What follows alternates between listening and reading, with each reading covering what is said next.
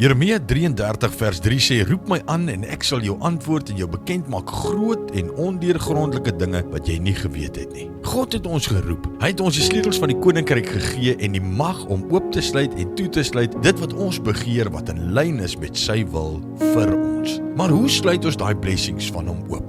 Ons struggle partykeer met die praktiese applikasie van hierdie geestelike waarheid. Ons almal verlang dat die goeie goed van God oorspoel vanuit ons persoonlike verhouding met Jesus Christus. Oorspoel in ons families, ons huise, ons besighede en in ons finansies. Dis maklik om te sit en vol te word in sy teenwoordigheid op 'n Sondag, maar is dit redelik om te verwag dat hy die ander plekke ook vir ons volmaak? Ja, dit is. Besigheidsmense, wil jy 'n gelukkiger werkerskorps hê? Meer produktiwiteit wat lei tot beter bottom line. Sit hom eerste in jou werksbesluite. Volg hom soos jy graag wil hê ander moet jou volg. Nooi hom in jou boardroom in. Kolossense 3 vers 17 sê, ons moet alles doen asof ons dit vir hom doen, nie vir ons toesighouer nie. Baie van ons verlang families met geloof. Kom op jou knieë en veg vir daai verlore familielede. Neem die sleutels en ontsluit die beloftes van God ook vir hulle lewens. Bid dat jou eggenoot ook sal begin stap in sy of haar roeping soos wat God dit beplan het. Maar Vader, Here, baie dankie vir hierdie woord. Dankie dat ons daar volgens kan stap. Here, dankie dat ons kan staan op die beloftes in die woord. Dankie dat U ons die sleutels van die koninkryk gegee het, dat ons dit wat in lyn is met U wil kan oopsluit vir ons lewens.